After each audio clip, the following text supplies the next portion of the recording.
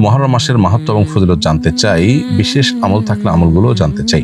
মুহররম মাস হিজরি বর্ষের প্রথম মাস এবং সম্মানিত 4টি মাসের একটি। আল্লাহ সুবহানাহু ওয়া তাআলা কোরআনে কারিমে বলেছেন, ইন্না ইদ্দাতাশ শুহুরি ইনদাল্লাহি 12 শাহরান ফি কিতাবিল্লাহি ওয়া মা খালাকাস সামাওয়াতি ওয়াল আরদ মিনহা আরবাআতুন হুরুম।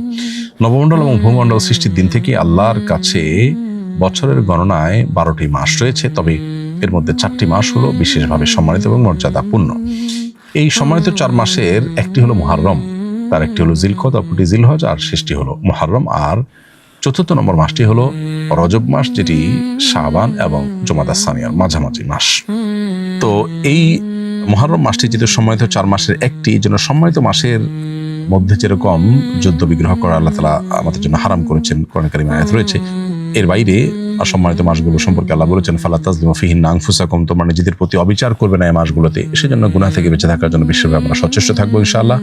আর মুহররম মাস সম্মানিত মাস হিসাবে তার যে বিশেষ সম্মান রয়েছে সেটা রক্ষা করার পাশাপাশি স্পেশালি মুহররম মাসের একটা করণীয় আছে, সেটি হলো বেশি বেশি নফল রোজা রাখা।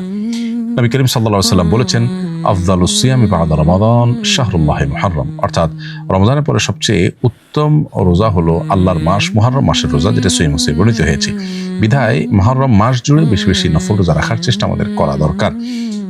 আর মুহররম মাসের 10 তারিখ, যেটাকে আশুরা বলা হয়, সেটাকে কেন্দ্র করে আশুরার দিন এবং তার আগে অথবা পরে আরেকটা দিন যোগ করে মোট 2টি দিন রোজা রাখার বিশেষ ফজিলত রয়েছে। এর মাধ্যমে আল্লাহ রাব্বুল আলামিন 1 বছর পূর্বের গুনাহ আমাদেরকে মাফ করে দিবেন। অতএব মুহররম মাস উপলক্ষে আমরা আশুরার রোজা আর পুরো মাস জুড়ে বিশেষ রোজা এবং সম্মানিত মাস হিসাবে যে সম্মান প্রদর্শন, সেটি আমরা করবো ইনশাআল্লাহ তাআলা।